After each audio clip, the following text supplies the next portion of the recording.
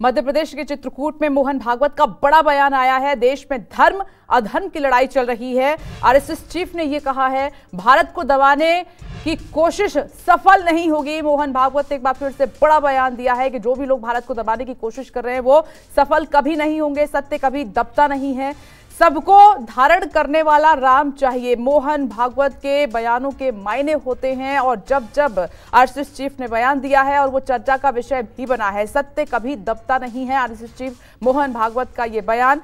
तो मध्य प्रदेश के चित्रकूट में मोहन भागवत ने ये बयान दिया है, सबको धारण करने वाला राम चाहिए। एमपी के चित्रकूट में ये बयान मोहन भागवत की तरफ से दिया गया। विपिन श्रीवास्तव इस वक्त हमारे साथ मौजूद हैं। विपिन, आरएसएस चीफ के बयान के मायने होते हैं और जब भी वो कोई बयान देते हैं तो देश में चर्चा का विषय बनता है। जो अब बयान दिया है इसके मायने क्या हैं?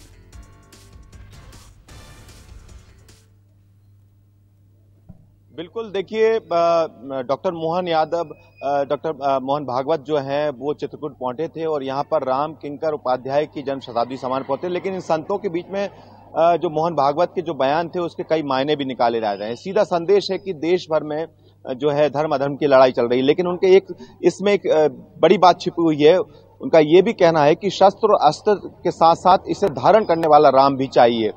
सियासी मायने भी निकाले जा रहे हैं, लेकिन जिस तरह से चाहे योगी आदित्यनाथ के बयान की बात की जाए, चाहे वो उनका एक बटेंगे तो कटेंगे इस तरह का बयान जो सामने आया था, और अब बीते दिन मध्य प्रदेश के मुख्यमंत्री डॉक्टर मोहन यादव ने कहा था कि हिंदू को अगर कोई छेड़ेगा तो उसे छोड़ेंगे भी नहीं। तो इस तरह के बयानों के बीच में मोहन भागवत जो कहना चाहते हैं उनका संदेश छुपा हुआ है। साफ तौर पर उनका कहना है कि धर्म की रक्षा करनी है, धर्म के लिए संघ उनके साथ खड़ा है। जिस तरह से उन्होंने उदाहरण दिया कि मंदिर के अंदर अगर संत हैं तो बाहर डंडा लेकर अगर संघ खड़ा हुआ है, तो इस तरह के बयान जो है राजनीतिक तौर पर देखे जा सकते हैं। खासतौर पर जबकि चुनाव होना है महाराष्ट्र में और उस चुनाव के बीच मोहन भागवत जो संदेश देना चाहते हैं, पॉलिटिकली इसके मायने भी निकाले जा रहे हैं कि एक तरफ से सीधा संदेश है कि कहीं ना कहीं कि जो देश में जो देश भर की जो लड़ाई है, देश में धर्म अधर्म की लड़ाई है, उसमें एकजुट होने की जरूरत है। एकजुट होने का संदेश है।